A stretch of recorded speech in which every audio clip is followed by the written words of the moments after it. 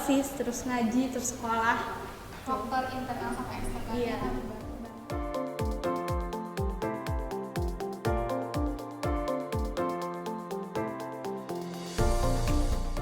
Balik lagi ke PMTK.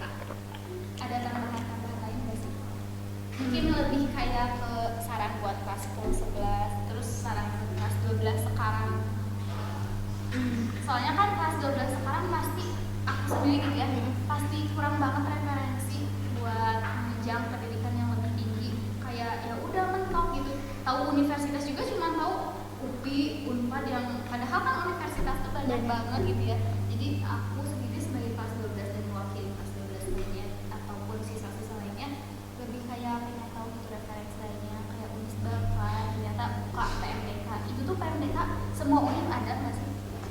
Kalau tergantung sih, nggak ada juga mungkin univ yang nggak ada, tapi rata-rata semua univ tuh ada. Sudah enakan kia. Rata-rata sih ada PMDK tuh. Tapi kalau aku makan ke Unisba ya, mungkin ngasih referensinya dari Unisba doang. Iya, boleh. Jadi kayak gitu sih, kayak tadi aku bilang, emang nggak ada persiapan apapun dari akunya, tapi persyaratan-persyaratannya nggak ribet gitu. Cuman ya sertifikat sama nilai rapot sih yang kata aku itu tuh menunjang banget ya, mendukung kita ya buat keterima di situ. Tapi katanya kalau di Unisba tuh gampang masuknya gitu. Kenapa tuh? Karena ya itu kan swasta ya, universitas swasta. Jadi emang kalau swasta kan membutuhkan gitu kan, membutuhkan mahasiswa baru. Makanya di Unisba tuh ada 4 penerimaan, 4 kali pendaftaran. Gimana sih? 4 kali itu sih. Ya, 4 gelombang. Kadang-kadang Banyak banget ya? iya, Itu tuh 4 gelombang dalam satu jalur atau gimana? 4 gelombang tuh ada 2 jalur. Rapot sama jalur tes. Jalur tes itu apa? Ya itu tes tulis kayak biasa, kayak kalau mau masuk mandiri, ujian mandiri. Oh, jadi perbedaannya ada UM biasa, Ya, UM jalur mandiri. Mm-mm. Kalau 4 gelombang, kalau misalnya gelombang itu kan lebih kayak ke daftarnya dari tanggal sekian ke tanggal sekian. Itu dari per gelombangnya tuh ada perbedaan nggak sih?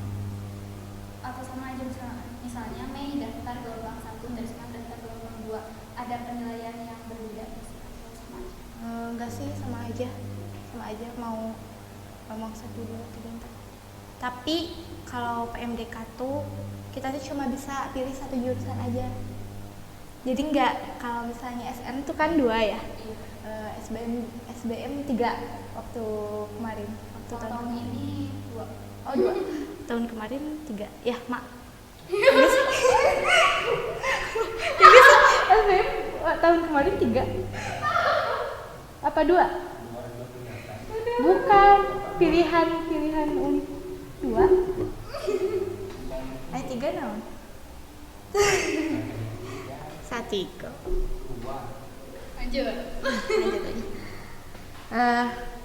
Pilihan jurusannya tuh cuma 1. Jadi emang kamu lihat dulu nilai kamu gitu ya. Nilai kamu gimana nih, masuk cocoknya kemana nih?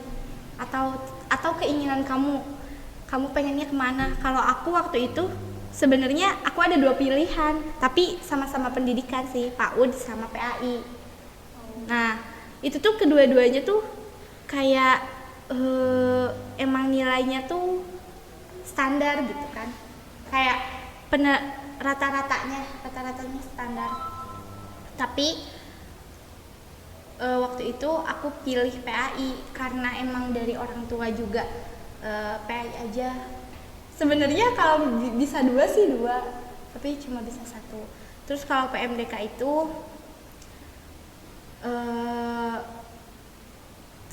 ke biaya ya, kalau ke biaya tetap gak ngaruh.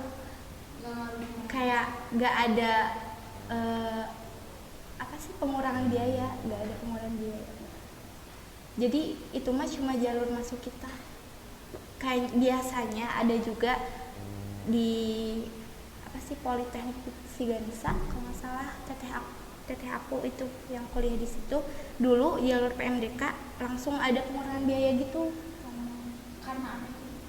Itu karena masuk jalur itu sih, karena masuknya pakai jalur itu terus ada pengurangan biaya gitu. Kalau di Unisba? Kalau di Unisba nggak. Berarti kalau misalnya nggak keterima di satu jalur udah dong? Iya. Nggak kelewat.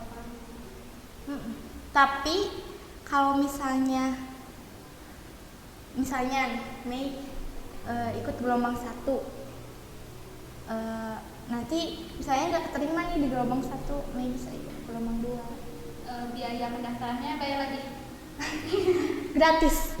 Kalau PMDK gratis. Oh iya. Kalau misalnya biasanya UM tuh bayar lagi, dan terkenalnya kayak UM tuh mahal dibanding SB, UM tuh mahal dibanding SB. enggak sih, waktu kemarin aku nanya-nanya ke temen 300-an. Iya, sama aja. Kalau PMDK tuh gratis karena kita masuknya ke website, jadi ya gratis aja gitu, nggak ada pungutan biaya. Paling kok waktu udah keterima baru ya ada biaya. Ya pasti itu Iya.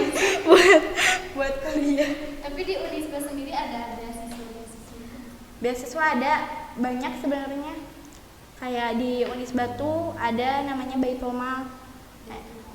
Itu tuh dari mereka itu suka ya ada beasiswa, tapi persyaratannya kalau nggak salah harus hafal 3 juz atau 5 juz gitu, 5 juz Al-Quran baru bisa.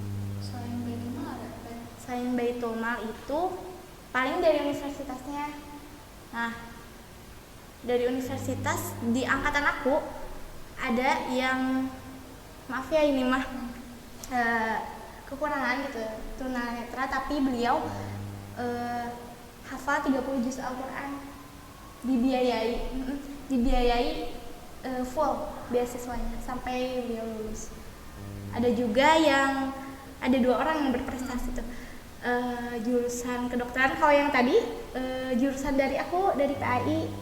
Kalau dari kedokteran itu yang umurnya baru 16 tahun tapi udah kuliah. Wah. Jadi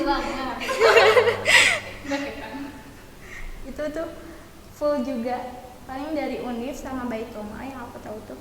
Terus yang kedua itu beasiswa yang kedokteran sama dari Univ langsung prestasi.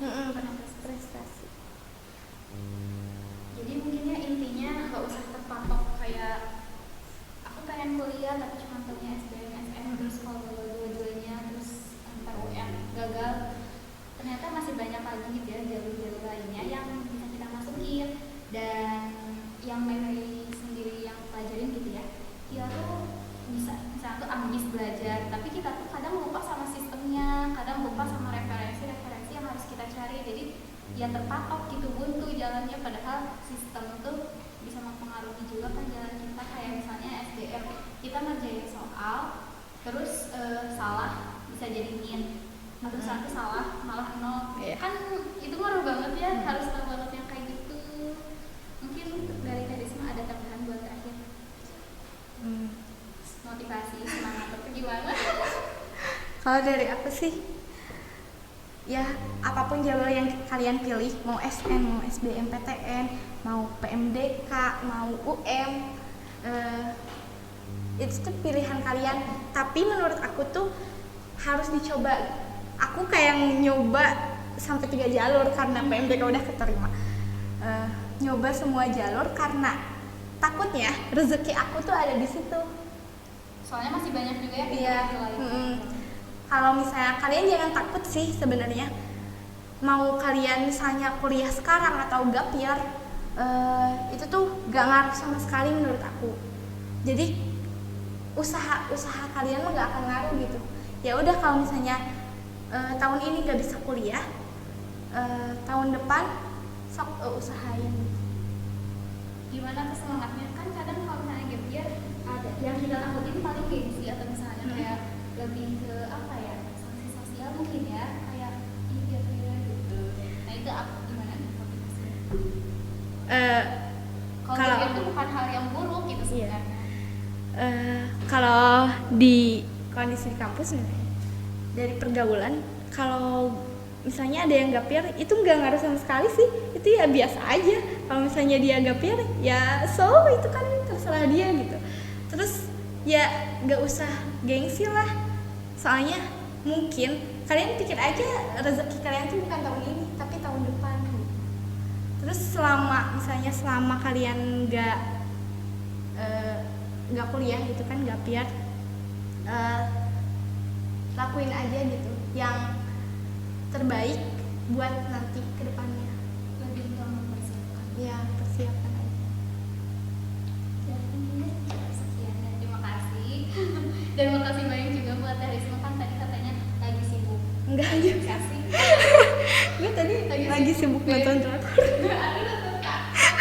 Biar semangat belajarnya. Iya. Cukup sekian dan sampai ketemu di chapter